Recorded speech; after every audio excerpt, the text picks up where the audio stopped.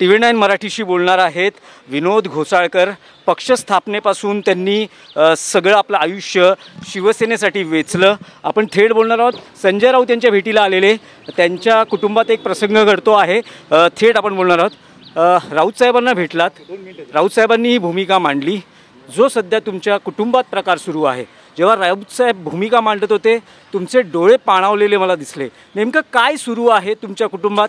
तेजस्वी घोसाळकर अभिषेकचं नाव घेतलं म्हणून माझे डोळे पाणावले, बाकी काय नाही। मी आत्ता उद्धवजींना भेटतो, नंतर मी माझी भूमिका जाहीर करेन।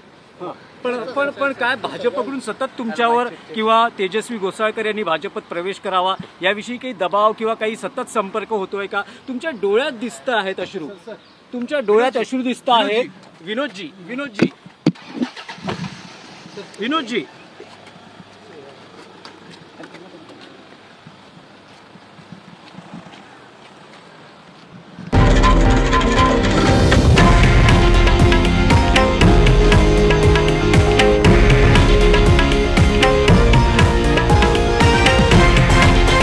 हे आहे देशातील नंबर 1 न्यूज नेटवर्क आणि आपण पाहत आहात TV9 मराठी, एकमेव।